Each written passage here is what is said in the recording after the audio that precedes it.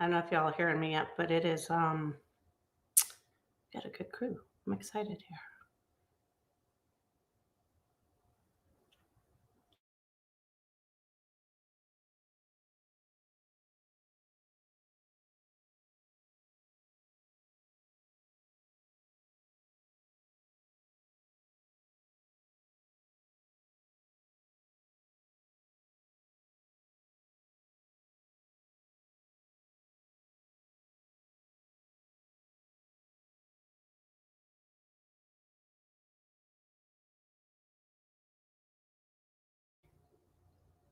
Hey, hey, and we are here.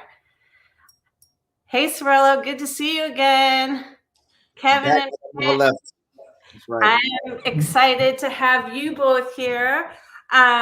We have an awesome crew tonight, and we have a really good turnout on Zoom as well. You're all seeing the numbers, but we will be cutting and pasting questions over there. I'm Amy Pritchard from Gain Power. I am super excited to be hosting this session tonight with one of my longest friends in politics, Brett Kokena, and Kevin Joseph from Progressive Turnout Project as two of our guests tonight. And Cirillo, I'm super excited to be here with you too from Black with No Chaser. We are having so much fun with this new partnership with you all. For those who don't know, Black with No Chaser is an amazing Black cultural multimedia platform. They've got over 500,000 followers.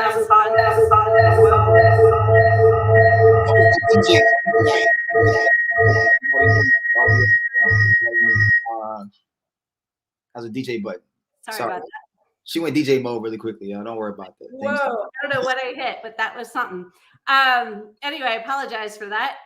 We have an amazing partnership with you all that we're just getting started, and it's really been a pleasure already, and I know it's just going to get more fun bringing our two communities together to engage folks more to learn about progressive politics. And this particular session tonight, we decided we do a lot of sessions after each election to really try to engage folks who are coming off the campaigns, and always anybody who's new and wants to get started into politics.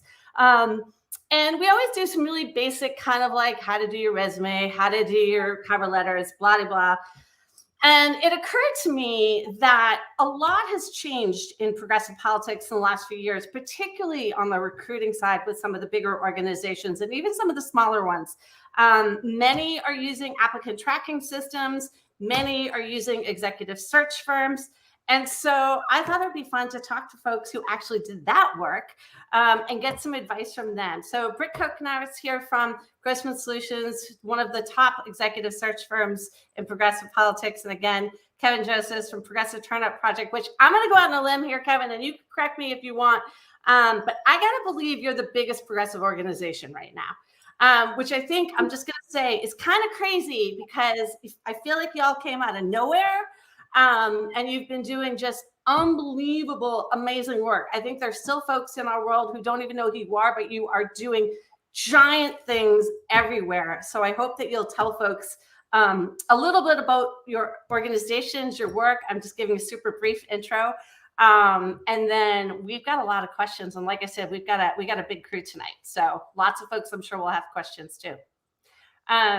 Britt, do you want to introduce yourself a little more detail? Tell a little more about the work you do?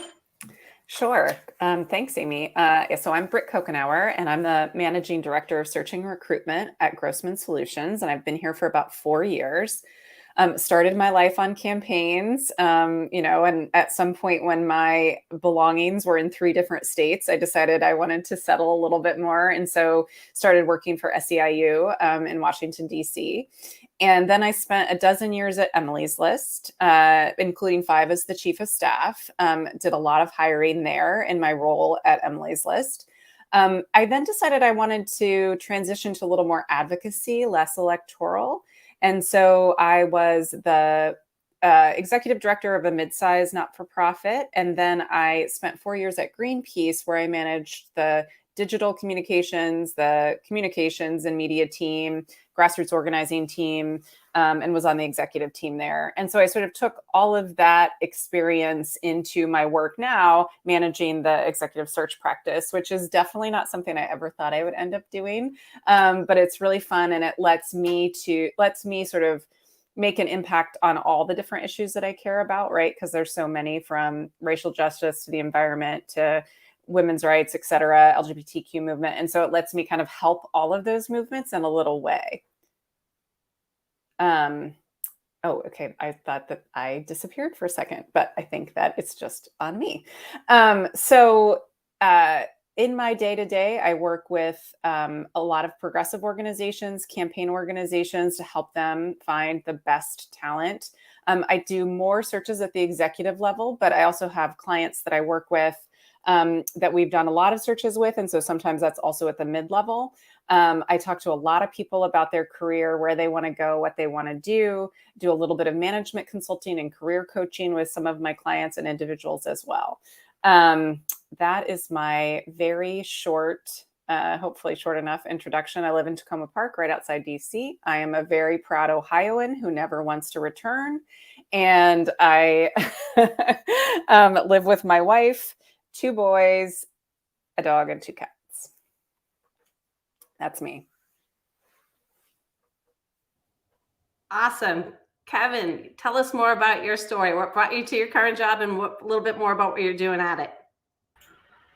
Yeah, absolutely. Thank you for having me. My name is Kevin Josephs. I'm the ATS administrator for the Progressive Turnout Project. I worked in a lot of nonprofits before I got here. I was working in tech education, operations. I did a lot of production management work for live events, but tech education was always the thing that I loved doing. I lived in New York City when I was doing all that, but I moved to Boston, and when I got here, I got the opportunity to work for the Progressive Turnout Project. I always wanted to work in government at some point, and I loved the motivation that a PTP had. For those who don't know, PTP is Progressive Turnout Project is focused on getting Democrats out to vote. So they're focused on voter turnout, because we believe like that's the best way to get people involved and to make real change. I should know the stats a little bit better, but I know that based off the data that we've seen, we've been able to increase voter turnout by either 10.6 or 10.8% in the years that we've been around. So I'm really proud to be a part of it.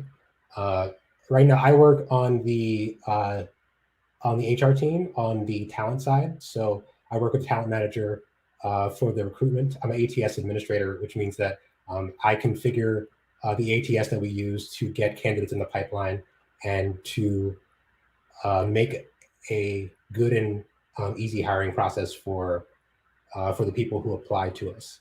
Right now, I live in Boston. The company, they're based in Chicago, but we have people all over the country. Some of us work remote, and a lot of our field reps are in battleground states or in other parts of the state. So we're excited.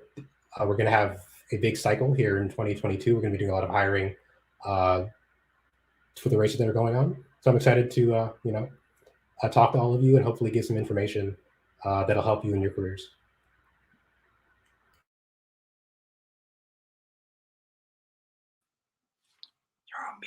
You're on mute, Amy.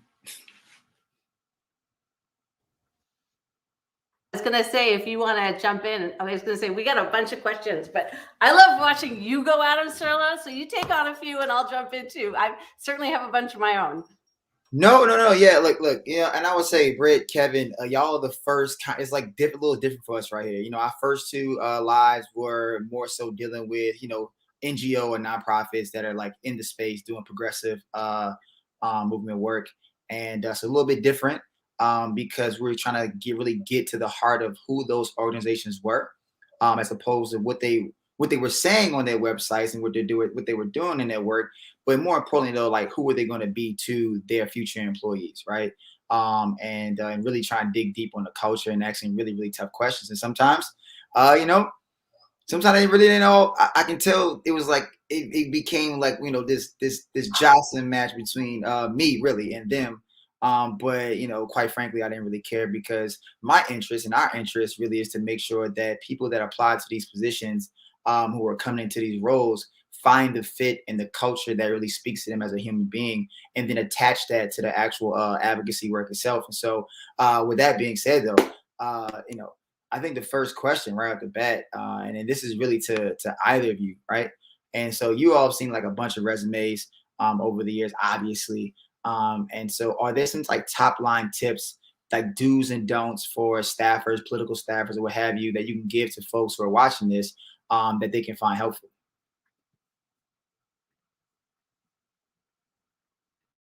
And we'll give, the ladies privilege here to Brett, and you can go first on that question, and Kev will follow you, but appreciate your patience. Great, thank you. I wanted someone else to decide which of us was going to go first. So, the one thing I like to say about resumes is, one, it's so like beauty is in the eye of the beholder, right? Which is, so I feel like sometimes I give advice about resumes and then you could go talk to someone different, and they'll say completely the opposite thing.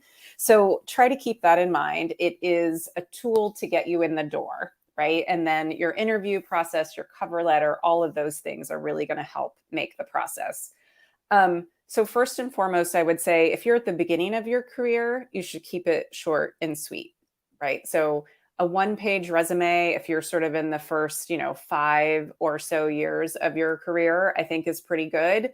As you move on, though, I find that some people have had advice to keep a one-page resume, and then they've worked for a long time and they feel like they still need to keep a one-page resume. You don't need to do that if you've moved on in your career and you've got more experience, but do that. I think make it look clean and neat and modern is a piece of advice that I have.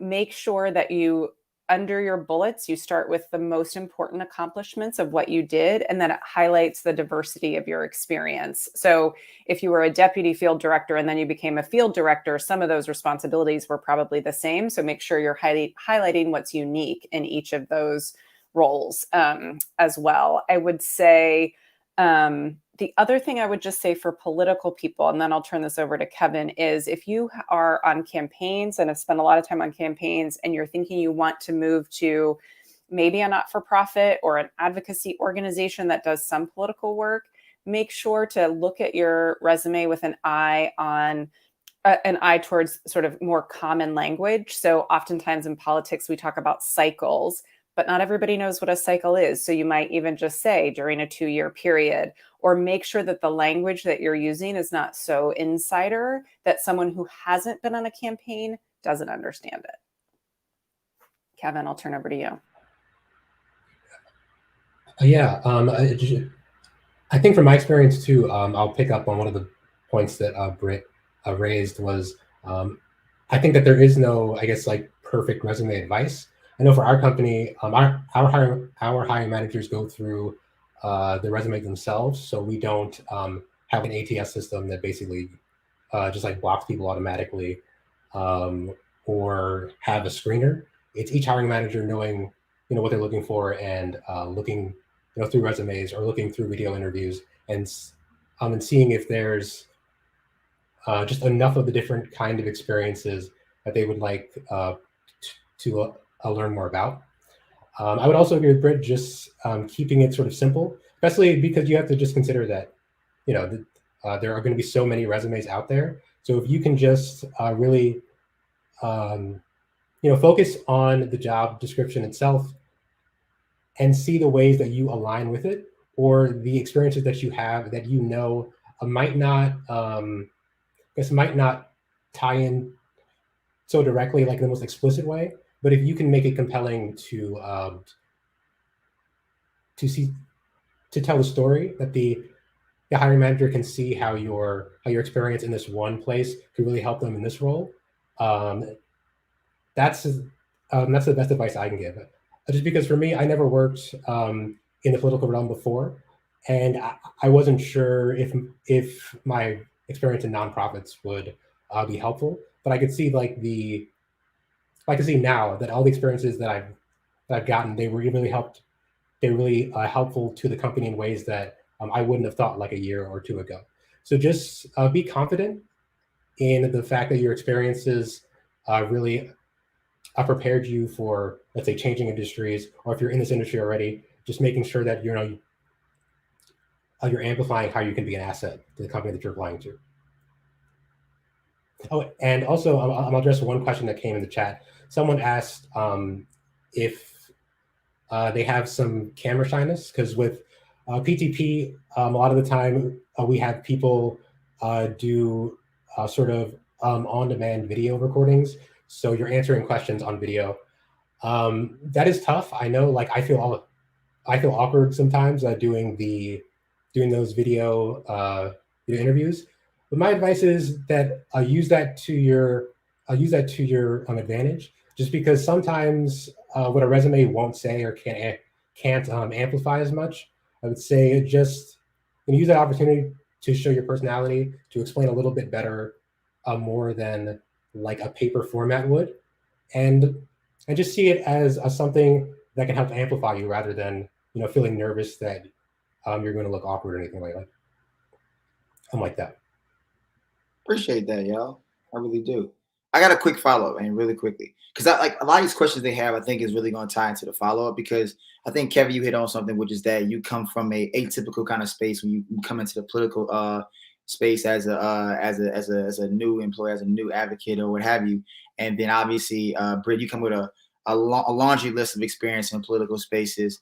But I think a lot of folks who are really in this chat right now have like atypical experiences that may not lend to itself to a job that in political spaces. But the question is that how can that be best conveyed either in a resume? And this is not something we probably lined up before, but now we're talking. I'm just thinking about how we can make this make sense for everybody. But like, how can either the resume or in particular even a cover letter help out kind of illuminate or explain what those experiences can mean to an organization? Because oftentimes I think people just don't know where to begin with the cover letter, or like, hey, I know I got skills. I know I can research. I know I can write. I did it over here. I'm trying to figure out what's different over there. And so like, how can they best explain that in the resume or a cover letter that's going to give them the best chance out there coming into a political organization? And Britt, I'm sorry, I got you. Yes, and I saw a couple of questions about that in the chat too. Well, the first thing that I would say that I think is hopefully, helpful for people to hear who are thinking about making some of those transitions is it's a really competitive market now for employers, right? Like the hiring is very competitive right now for those of you who are seeking jobs, which is great, right? So there's a lot of opportunity. And I think there are going to be organizations that have to sort of take a chance on someone who might have a typical background, because the folks with the typical backgrounds have already been hired or they've moved on. And so it presents real opportunity. At least that's kind of what I'm seeing in terms of the number of hires, people are really starting to build up their teams. So I hope that gives people new opportunities. I think that, the way in a resume, you still want to do try to be concise. I am a big fan of I think you can do a sort of piece up front about some of your skills, like either a opening paragraph or a list of your skills, but I am not a fan of the skills-based resume if others disagree, but I like it to tell me what you did in terms of your jobs. Like, tell me what your jobs were and what you did for those jobs, not your list of skills. I think you should think about your cover letter. It's an opportunity to tell your story in a way that your resume just can't. And so, for example, if you're someone who has worked in, like the big tech and data, and you really want to work on a progressive cause, you want to both say both about your experience, but also why. If I get a resume from someone who wants to work for one of my clients, and it's a cause-based client, which almost all of mine are, and they don't have any experience in that field or space, and they don't tell me why it matters to them in the cover letter, then they usually don't get an interview. So I would say the thing I think about a cover letter is it's an opportunity to tell your story about your experience in a way that's hard to do in bullet points on a resume. And it's an opportunity to tell why you want to do this, why you want to make the change, and tell the story of why your experience is translatable in a way that they might not see when they first look at the resume or the cover. Yeah, your resume, sorry. Yeah, I'll just piggyback off what Britt said, just because I think having that that narrative for yourself of why you want to do this and why it's important to you, and also being able to tell the story of how your experiences will help you in that new role is really important. Just feel confident in the fact that if you can see it, um, just being able to tell a compelling narrative as to why it fits will really go a long way. And also just expressing your passion, especially for these kind of roles, just making sure that the hiring manager understands, why it's important to you and why you're motivated to move in the space.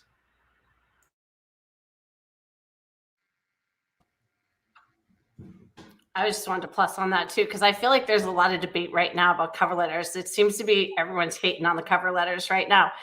And I will say personally, just because we're hiring for some positions and obviously look at a lot of others too, it's real obvious when your cover letter is a cut and paste job, or essentially just something you generically send with any resume, which is to say it's obvious when you think someone cares about the job and they don't, or they're just like blind applying for things. And so, when you are having to apply for lots of jobs, I know it's a giant pain in the, to actually customize it. But if you do care about the job, that's the place to customize it. That is absolutely the place. Whether you have a lot of experience or no experience, it's the place to say why you want that job. Pay attention to the details of the job description, and then make the case for why you're a good fit for it. And I don't, there's a lot of folks in this space, which, by the way, I think is fantastic. It gets me really excited when we see people who come from other industries, because I think having other life experience is critical in our work. And I say this, and Britt and I are what I will refer to as lifers. Like, we've been doing this a long time and we have a certain set of skills, but that means we don't have a lot of other stuff, right? And so I love seeing people come from other walks of life, but you do need to learn how to frame your interest in your other life experiences, which can be multiple, into this kind of work. And some of it is just the passion and caring. You don't necessarily have to have a ton of experience. And I don't care if you're 22. I spent time talking to a very young woman yesterday who kept apologizing for her lack of experience. I'm like, you just graduated from college. Nobody expects you to have, years of experience. You don't apologize. You are who you are. But this is true whether you're 22 or 52.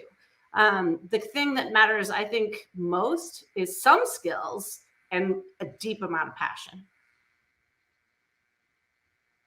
Sorry, I just wanted to chime in myself with that, as I know there's a lot of anxiety from people about how do they make themselves look good if they haven't done the kind of work that, maybe some folks who've done this for a longer amount of time have done.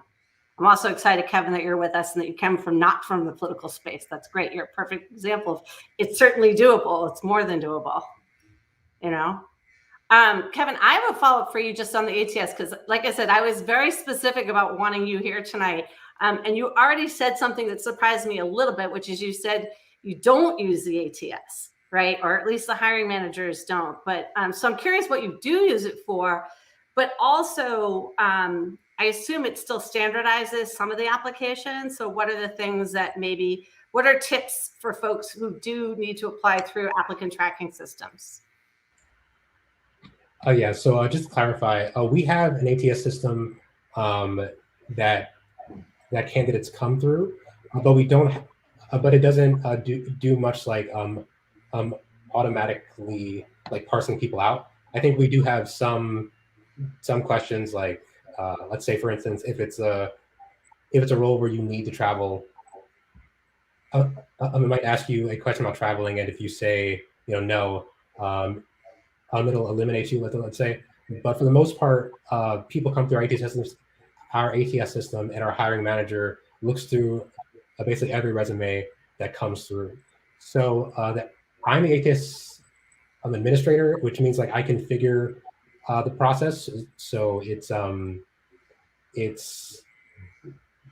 the same process for every applicant, and hiring managers know exactly what to do next. Everyone goes through the same process, whether it's initial sift and then they get invited to the video portion, and on and on. But the hiring managers, they go through every single resume, so they're the ones who are looking at that. So I don't have as much experience with ATS systems, which I know sometimes will look for keywords and knock people out if they don't see enough of them, For us, it's just about keeping our process standardized so that hiring managers have a good process to go through applicants. What? I just wanted to say I don't think, certainly not for us, but I don't think any of my clients use, right? We all have a system, a tracking system like Kevin talked about, but I don't think any of them use a system that just looks for keywords and knocks people out. All of my clients have an actual person who reviews resumes. So if I get a lot of questions about that too, and I know that it's done, and maybe it's more in the for-profit world, but none of my clients use a system that just knocks people out like that. They all have an actual person read the resumes. Yeah, I think that like one thing that like comes in mind when I'm hearing you all speak, especially like for those guys, I feel like we got a lot of people in the audience today that are in that atypical experience group. And I want to know from y'all, like, especially if you have the hiring managers sifting through resumes, looking for keywords or not, trying to find the requisite skill sets, so on and so forth. But how often does a relationship, especially with someone that doesn't have the quote unquote political experience, how like is it a wing, like a balancing and kind of like wing system where, hey, me and Kev, we're really cool, man, so maybe you might give me a different look even though I had the experience? Like, is that, are people giving like a notch up or at least giving a better look, uh even if they don't have the experience they need? Or are you like, we're just gonna pass on you just because you just don't have it? You know what I mean? Because I feel like I actually, because I'm almost, my story really quickly is that I came into this space, especially in advocacy, like didn't really have much of it, right?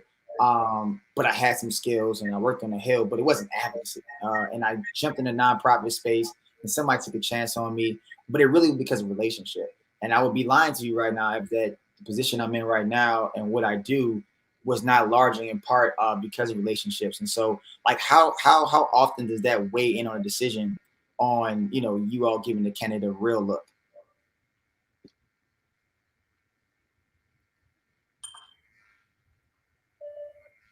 Go ahead, Brett.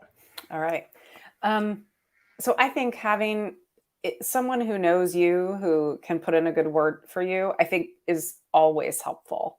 And I think particularly if you are trying to break into this space or you're newer, having someone to say, I know they don't have a lot of what you said you're looking for. I know they're a little bit of a outside the box kind of candidate, but I think they'd be great because, and if it's someone who knows that organization or knows the hiring manager and says, but I know how much you care about somebody who just like gets things done. And this is a person who gets things done and they learn really quickly. So having somebody provide that, I think, is huge.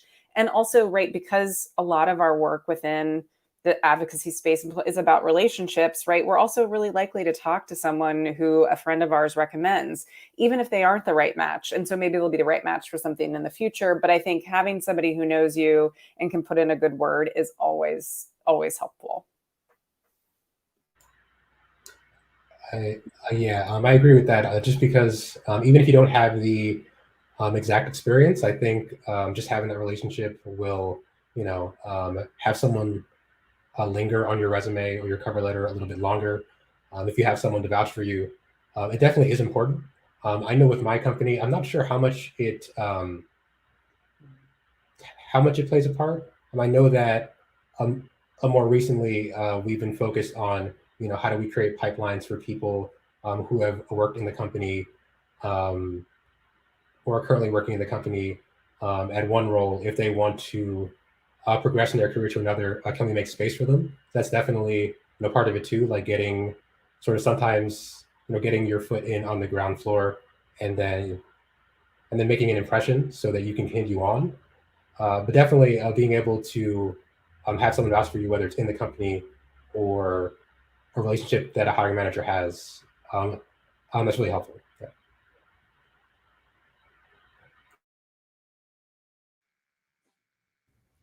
Okay, I gotta ask this. I'm sorry, I gotta ask this because it's not. So, like, while I'm like, relationships are key, right? I think that is key in the hiring process. Like, are you ever afraid that, like, hey man, I may just miss out on the even better candidate because I'm giving, the the person I work with a campaign over here a different kind of look, or I may not look at the resume because they made a grammatical error or whatever the case may be. But because like I'm always, and I have to tell myself this as well, is that even though people that come to me and they want me to actually extend the hand and get them a job, I'm always like, I don't want to necessarily also stand in the way of somebody who may be even more qualified than them. And so like, I mean, ever afraid that, man, I could pass up on probably a better person, but I'm hiring this person because it's almost like a favor because that person did a favor for you. And you're like, I just got to do it, because like that happens. And like, I mean, whether or not we want to admit it on like live, but that happens all the time, right? People do favors for folks because favors done in the past. Like, oh, you ever like, damn, I missed out on somebody that was really, really good, but I had to give this job, or not had to, but I gave this person a look because for a relationship that I want to remain intact.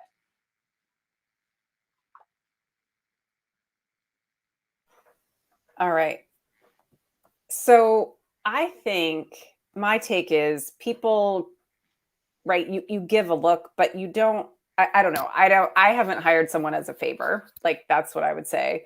And so I feel like you're giving people a look, but you're not giving other people a look, if that makes sense. So I think that, yes, it helps you get that first interview or it helps an informational interview. But in my experience, largely, right, that's like you get in the pool. It's not that deciding factor. It might be the deciding factor if you have two amazing candidates and they seem right, both really great. And like one person has a relationship with the hiring, or like they have a person who has a relationship with the hiring manager, because it's another piece of evidence as to why that person might be good.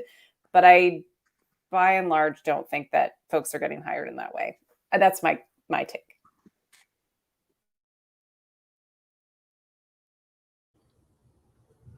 That's different than people not hiring their friends, by the way, which is different than, right? Like the favor, the notion of a favor, I think is, like so much of our world is relationship based. And I don't want to give the impression, I mean, I feel like so many of us have worked really hard to change that, but it's hard to get folks who themselves are so busy, they don't even want to interview. They don't want to take the time to interview. That's frankly why people like Britt have the kind of job she has, so that people don't have to do that. But the relationships really do matter. I think the word favor implies like you're hiring someone who may or may not be qualified for some other reason versus someone who you think is qualified or might meet the sort of minimum standards, and you just don't want to deal with looking for others who have the same or better qualifications. I mean, I guess if I use Amy as an example, like I would never, if Amy sent someone to talk to me, I would always talk to them, right? Because she and I have a relationship and we do that back and forth, but I wouldn't hire them because Amy sent them to me. That wouldn't be the sole reason I would hire them.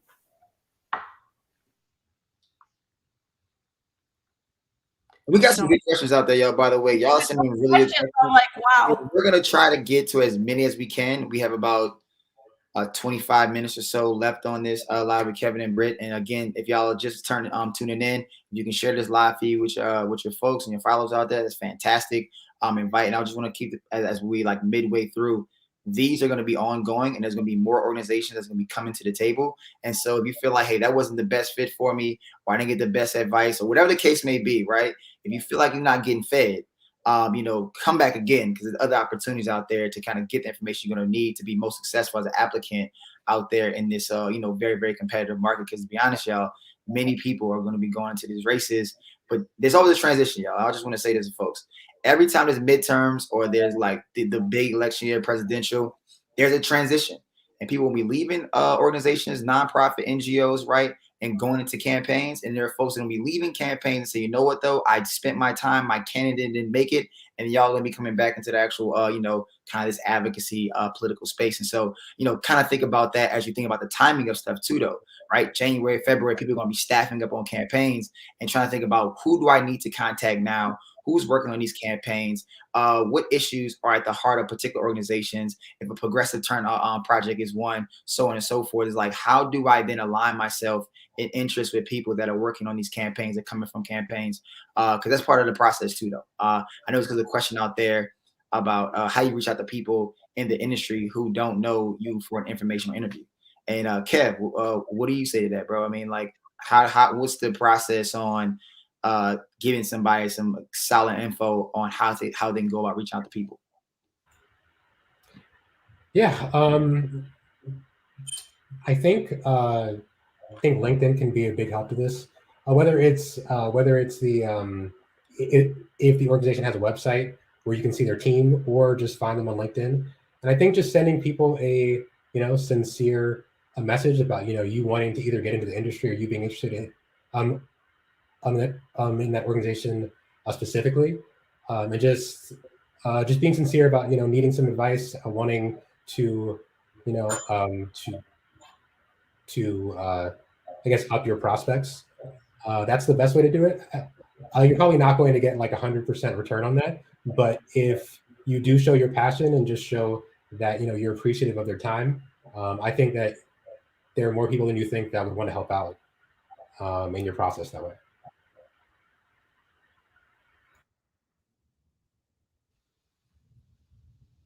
Britt, did you want to chime in? I see leaning there a little bit. Yeah, I was just going to say, I think the other thing, one, if you know someone who can make the ask on behalf of you, great. But the other thing I was going to say is also look for people who, like, if you're trying to move into advocacy, like trying to get an informational interview with, the vice president of advocacy at a big organization, they get a lot of requests, right? But if there are deputy directors or senior managers, they probably get a lot fewer requests about how to break into that specific field. And so also try reaching out to them, because they might have more time and they might not get asked as much.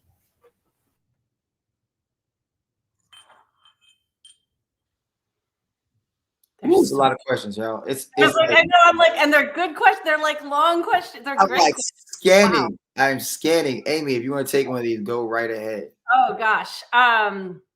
Well, okay. I think it's Grace who asked, how do I make myself stand out in the last few rounds of the hiring process? I struggle with feeling qualified. Girl, you got to stop feeling that way.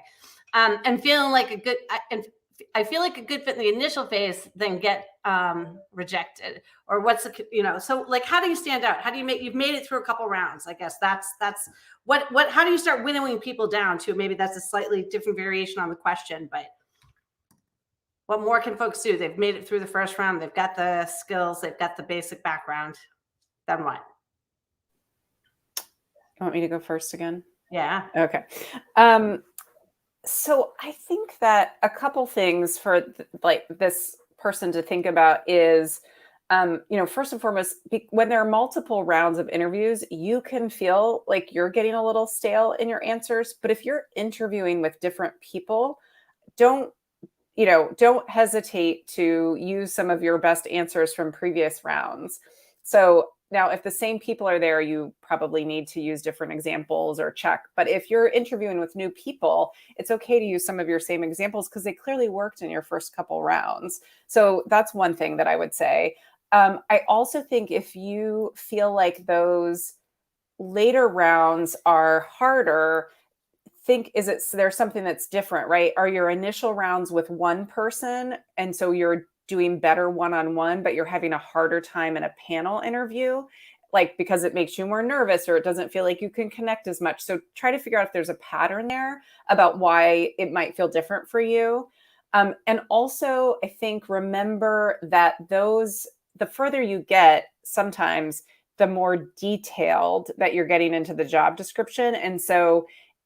Or job responsibilities. So if that's sort of leading to some of those feelings about not feeling qualified, it might be good to, look at that job description, think about all the examples that you have of how you could fulfill that, and kind of drill back in to build your confidence up a little bit. I always recommend, for everyone, it's like, you should be able to look at that job description and think about, how would I answer this question sort of philosophically? And what I mean by that is, like, here is my approach as a manager, and I should be able to answer, about a time where I had to make a difficult decision as a manager. So how can I approach it from both of those ways, situational and sort of approach, for all of the important parts of the job? Yeah, I think that's great advice, especially if you have multiple rounds of interviews. It's always an opportunity that you have to ask as many questions as possible. So don't just think of it as you're getting interviews and you're getting called back, but rather each person that you meet with, try to get more information so you can get just a better idea of the job. And that'll make your answers or your questions for later rounds more specific, right? So if you really, pay attention to the people that you're meeting and just thinking deeply about what they're saying, you'll be able to utilize that on the later rounds. And I think to piggyback on something else that Britt said, just speaking for myself, because I've kind of, worked in so many different places, I can forget sometimes like the different tasks or skills that I gained across different jobs, different industries. So I try to make a list. I sit down with the job description before an interview. I make a list of all the things that I've done in the past that possibly can apply. So it's just fresh in my mind. So I can relate to what they're talking about, even if it's in a totally different industry. So just making a list and being confident that the ways that you do connect to what the job needs specifically, you can talk fluently about how you've had that experience previously. Really good insight. Honestly, really good insight. Can I jump in on that to answer another one of the questions, or am I out of turn? No, you got it. Go ahead, Britt. It's your show. Someone had actually asked a question about asking questions in interviews, and Kevin led into that. So I wanted to just echo that, but to also say, when you have the opportunity to ask questions in an interview, you should always make them like programmatic, or sometimes I say meaty questions. Don't make your first question about the process, like what's the next step in the process, or when are you going to make a decision? You can ask those if you have enough time, but always lead with questions about the work, the organization, the person who would be your manager. Make them questions that you can't find the answer to on the organization's website, but really questions that will show you've thought about the role. You are, approaching it with an innovative spirit, et cetera, things like that. So make those questions really count. I know that often when I interview with my clients and we interview someone, they will comment, I loved that person's questions. It really showed me they had thought strategically about the role. They had really done their homework. So the questions you ask make a really big impression on people, and you use it to gain information as well.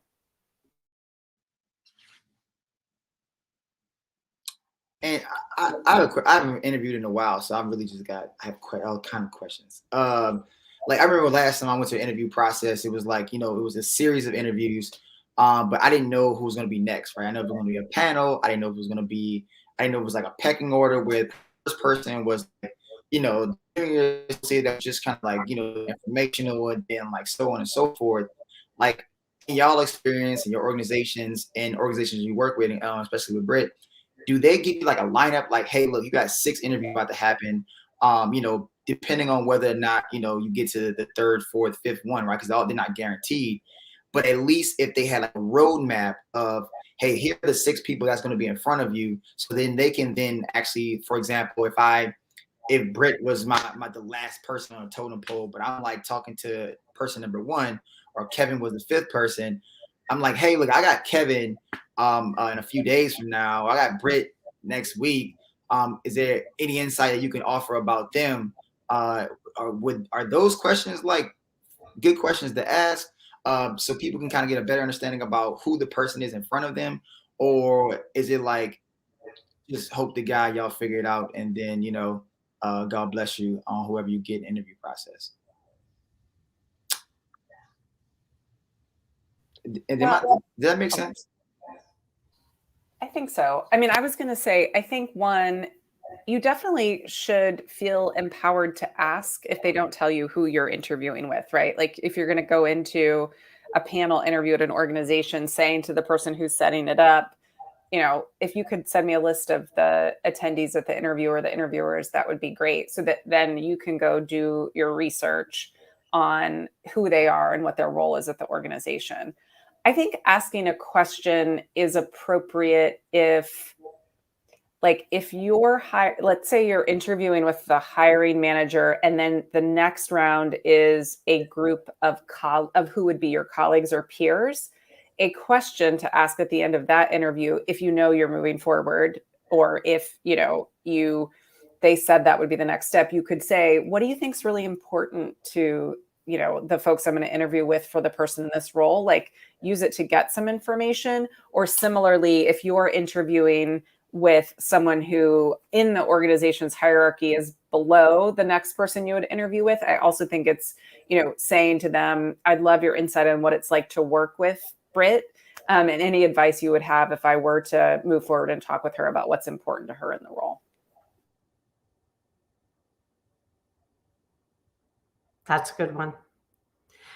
So many good questions here.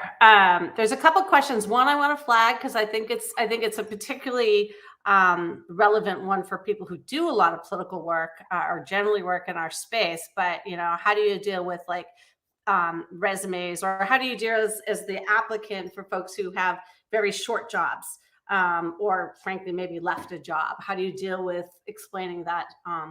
I think some of you read the questions, so maybe you know what I'm talking about. In this case, they reference being in a toxic work environment. Do you bring that up, or do you look for the applicants to explain why they left jobs, or should they be proactive about it? Any advice there? So I think for us, especially like with our structure, it's since the hiring managers are the ones, or each sort of director or manager, handles their own hiring. Sorry.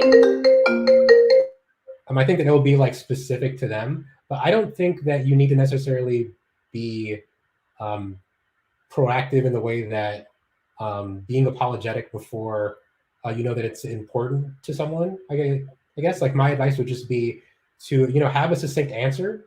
But that might not matter to certain hiring managers. So if they ask about the let's say the gap or anything like that, then having an explanation that you think is suitable is good. But I guess I personally wouldn't think to necessarily throw it out there before anyone asks.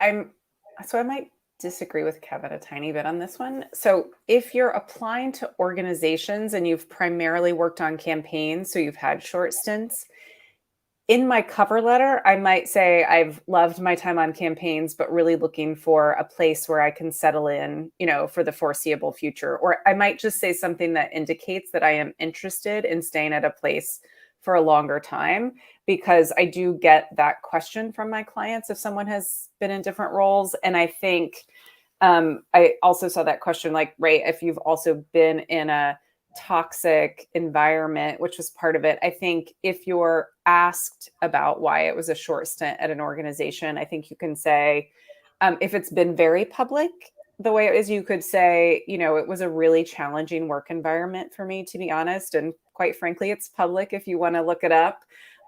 Or you just leave it as it was really a challenging work environment for me. And if they ask you why, then I would take that question and say, it wasn't as supportive as I would like, or right, I was really looking for a place with great teamwork and it didn't have it. So don't criticize the place, make it about what you want in the future moving forward.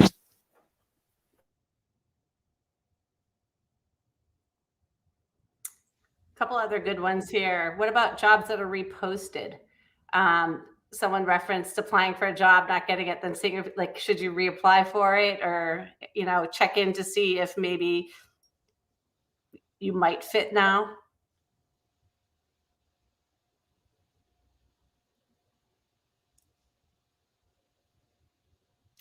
I mean, I flag it just because I'm actually not guilty of the. We've just reposted a job we had posted for a while. Part of it was we wanted to tweak the position a little bit. I will also tell you, and I'd love to hear, Kevin and Britt, your comments on this, but I frequently say I more often hire for the person than the position, which is to say I will have a job description and certainly there's a role I'm trying to fill, but sometimes I'll hire someone who doesn't fit that role just because I like them. And then I might change the position and maybe change other people's work around it. And that was something that I was sort of trying to do, or, you know, I didn't write the job description very well. I realized because of the applicants that I got that I wasn't getting what I was really looking for. And again, I kind of own that. Maybe I didn't write a very good description. I don't know if you have other experiences. I mean, obviously jobs just also, sometimes they just take a long time to get filled. And so they're reposted with a slightly different iteration of it.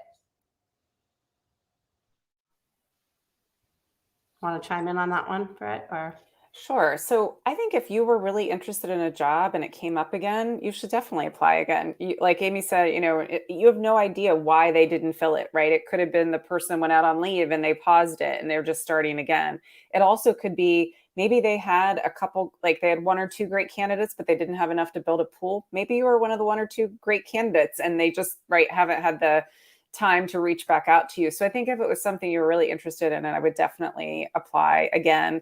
I actually I had a role where the sort of, you know, there was someone who was, you know, kind of the number 2 finalist and they didn't get the role. And then the role opened up a couple years later and they sent me an email and said, hey, I still actually would love this job. Should I apply? And then we had a conversation about it. So I think if you advanced in the interview process, I certainly think reaching back out and asking to someone in the process, and otherwise I would definitely apply again.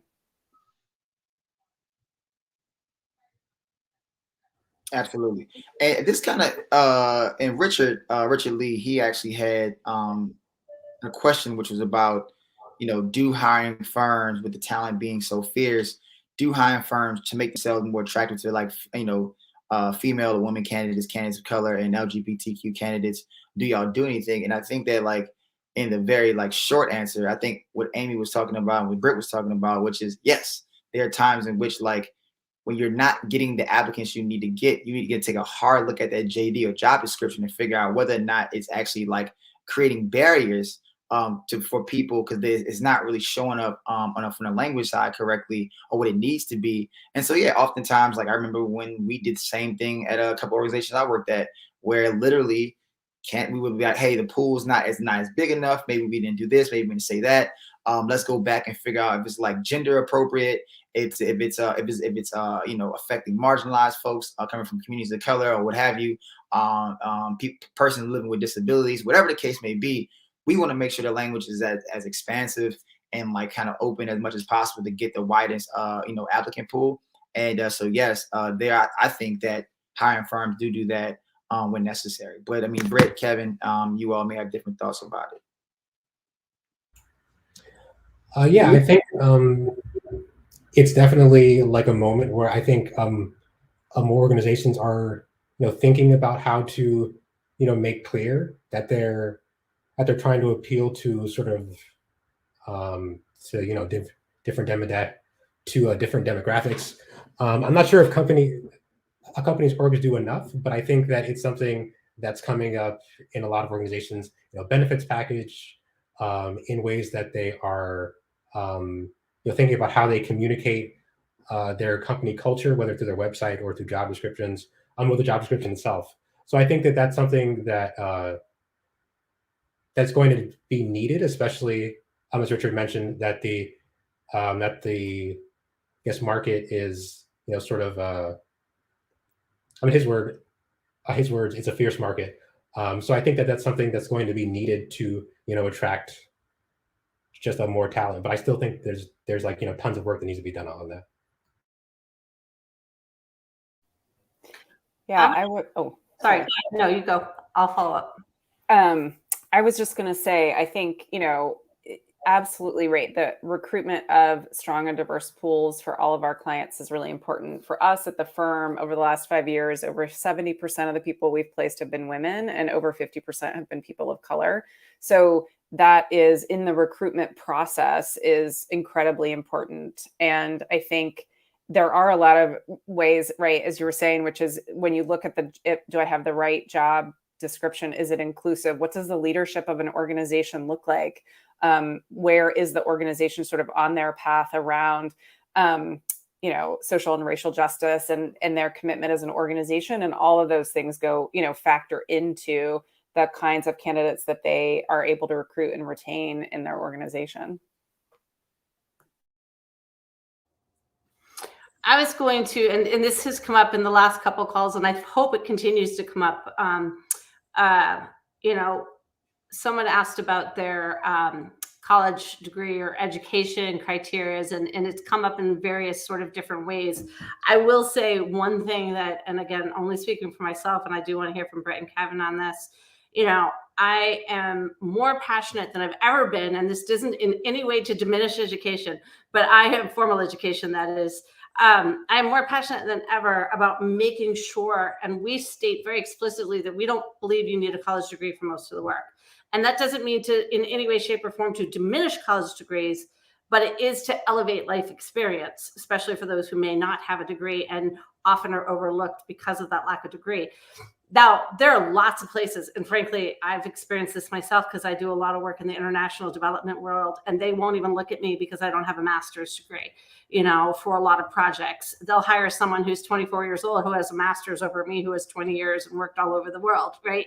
But so it's not just our space. I do think our space is getting better, but I'd love to hear your thoughts on this topic of education right now.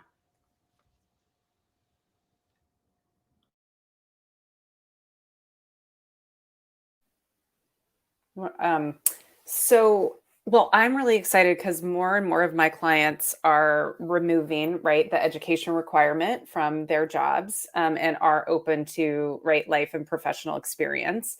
So I have a couple job descriptions that are out there right now that says there is no educational requirement for this position. So I think we're starting to move in that direction. I mean, I think there are some, I think if you are an accountant, you need, right, accounting education or experience. There's some things like that that are really important. The other thing that it makes me crazy when people list that as the first qualification, right, is the degree, because I, at least if it does still feel important, I at least like it to be lower in the requirements, because again, what you're really looking for, and that is more important in most of the jobs that we are doing, is not the educational degree.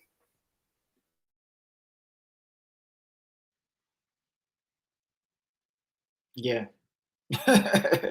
Like, I don't know if there's anything to add. I mean, honestly, I agree with Britt and Amy that, like, and there are times where education is going to matter and times where not. I think for more specialized jobs, like, accounting, lawyers, engineers, whatever the case may be, right?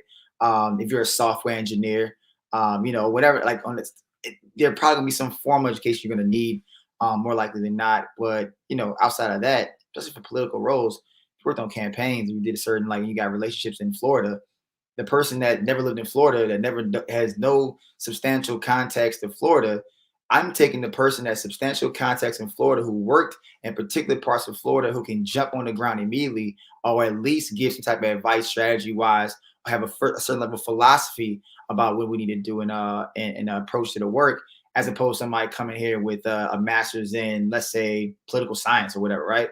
That's cool and that's great. And in theory, you probably have some great things going on, but in terms of how we move the work forward, in this particular instance, especially political roles, relationships do matter. And so the more you can rack up on those things, and kind of, like, have a critical mass of people around you, especially depending on, where the organization is doing work. And that's why, going back really full circle to what Britt was talking about and Kev was talking about, is that, like, knowing the organization and the work they're currently doing and have done is super important to how you can weave in your experiences, whether it be typical or atypical. So, kind of keep that at the forefront of your mind when you are trying to, like, forecast yourself, and kind of, like, you say, hey, here's who I am. Here's what I've done. Really think very deeply and thoughtfully about, what their organization is going to do, what they plan on doing, but also have a thought about, even in your own mind, from a philosophical standpoint, of where you see yourself in politics, and how that fits within an organization. Because oftentimes, culturally, within an organization, you may get there, and the way they do their campaigns, run their campaigns, may be off base, and how you think and how you want the work to show up. So that, I think that just as much, and I seen a meme the other day, and it was like, jobs ask for 3 references, but I also think that jobs should also provide references. And it's funny because it's a joke, but I think that, like, while, we check in the people that's applying, I think oftentimes it just really speaks to the leadership organization and how they run the organization, What if we started figuring out on a retention basis why people are falling off, and kind of figure out why you're not being vouched for, or whatever the case may be. And I always find these conversations very, very interesting, because the onus is always on the person that's applying for the job. But I hate the idea of what it means to interview. Like, no.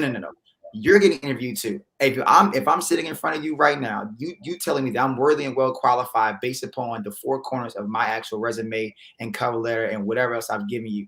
And so therefore that empowers me, or should empower you, those watching this, it should empower you to take action and going, hey, I have thoughtful questions for you as well. And that really goes back to the heart of what Britt was saying. Being a viable candidate is being able to sell yourself and saying, I've thought deeply about where I want to go and where I want to be and who I want to work with. And I've also thought about the culture of the organization, and speak to those things. And when you can come up there and give concrete and hard examples of what you've been through and what you're not going to go through, and then, hey, this is what I'm requiring of the job I want to step into. I think especially as you move down along the line of interview process, once you start getting to those last two interviews, especially the last one, that's when you really, really want to get to the heart of the matter of, like, is this job for me? And especially if it's going to be a good fit. And so, come with those hard questions, because if not, you'll find yourself probably more likely than not in a situation that you don't want to be in. And so, don't be afraid. Don't be afraid for them to tell you, oh, I didn't like that person because they were kind of like, asking the hard, they were making me feel like I'm getting interviewed. But I always feel like if we're going to take back the power and those that's really come into this space, we got to kind of be empowered to ask the hard questions as well. So don't be afraid, but also be prepared, because if you're firing at people, they can fire back. And so understand that piece as well, and you should be good to go. I feel like you asked one of the questions that I wanted to make sure was asked, which is about asking people about the work culture and why should you want to work for them. Right. And how do you ask the tough questions? I mean, honestly, this is actually one of the reasons why we wanted to do this series, because we felt like a lot of job seekers were afraid to ask certain questions in an interview. And we wanted to create a space where people could feel comfortable asking the kind of questions that they really have. And a lot of times it is about the work culture. So I don't know if you guys want to say anything about that. We're already a few minutes over. We still have a bunch of folks online with questions we haven't asked, and I apologize. There's no way we're going to get to them all. I can promise you we're going to keep doing more sessions like this. I appreciate the enthusiasm, and we're going to continue to have these kind of conversations talking about the work-life culture and progressive politics. But I want to make sure that our guests have a few more minutes or a few more seconds, whatever you want to take here, for just your kind of final thoughts and comments on that, or other questions you want to address before we wrap up here. Well, thanks, everyone. These questions were amazing. I'm sorry we didn't get through all of them. I just want to wrap on that point. I think if you ask tough questions in a respectful way about the organization, in a way that says you're someone that, people would want to work with, if the organization you're interviewing with is, put off by you asking a question that's either public knowledge or what it's like, then that's probably not a good place to be for a lot of reasons. And so, which I understand, if you're really, anxious to have a job, that might not be helpful. But so I think that's one. I think my other thing I was just going to say is, if you are in the process of looking and you're feeling, it feels stressful, remember the next couple weeks are really slow. So don't get too discouraged. Just like the next couple weeks, folks are just trying to get through the end of the year. Things will pick back up at the beginning of the year again. So just kind of hold tight on that. I think those are my final, it is a process. It's an interview. You are interviewing them. And in a perfect world, you're assessing whether or not you want to work for them the same way they're assessing whether or not they want you to work for them. Vice versa. Sorry. I agree with that completely. I think that you should, of course, doing it respectfully, but asking the question about work culture and whether that's about diversity, whether that's about work-life balance, being able to get that insight is important. And as Britt said, like if someone's really put off by that question, then that might be a good indicator of them not being a match to you. So I know that that's difficult, especially when we need a job. But in the long term, I think it's important that you have that information going in, just so you can make the best decision. And thank you all for this. There were tons of questions that we couldn't get to, but hopefully we can do it again at some point. Thank you for joining. And I know for us, just as Britt said, I think our our hiring process at the Progressive Turnout Project kind of ebbs and flows. So we'll be, I think, starting up again in the beginning of 2022. But if anyone has any questions, they can always feel free to reach out to me. Thank you both. Oh, there you go. You guys are great. You're obviously very popular. Like I said, so many questions, so many folks here. It is a tough time, to your point, Britt. I mean, it's always a tough time. That's why we're actually doing a big conference December 9th through the 11th, and then a career fair on December 15th. We're actually very intentional about doing it before the end of the year because we do know that there's so much anxiety about what's going on, and it's really just kind of a nice way to wrap up the year. So we do expect to have a lot of employers. I can also tell you, doesn't feel that quiet to me. In fact, I'm going to go out and say that our job board is more active right now than it's ever been. And I only expect that to grow and increase, which is to say it is a job seekers market, and it may not always feel that way, but you got to find the right spot for you. And I really do believe there is a place for everyone in this work, and that we need all of you. And you got to find the place that makes sense for you, and be patient, be positive. We're here for you. I appreciate our guests being here for you. If you have questions that we didn't get to and you want to email us, or these are all being live streamed too. So if you want to put questions on the live stream comments on any of our social pages, happy to try to go back to them there. We've got a networking event on Monday. We've got a session with some folks about Latinos working on the Hill tomorrow. So lots of activities going on for folks looking for. And use our site, by the way, we built it. We don't have to be the answer to all your questions. You can be the answer to each other's questions. I saw some chat going back and forth, but use the site. That's why we built it. LinkedIn's awesome, and Facebook and Instagram and TikTok, which I'm someday going to get myself on. But the best way to connect is with each other, and we built the space for that. So go there, give advice, and ask advice. So thanks all. We're definitely way over, so I'm going to call it and wrap it up. But thanks for being here, everyone. Can I plug a job really quickly? Just came across. I just want to say, any digital directors out there, people that's like inching towards that part of their career, the Americans for Financial Reform Education Fund is hiring for digital director right now. They're trying to hire immediately, before the New Year's is out.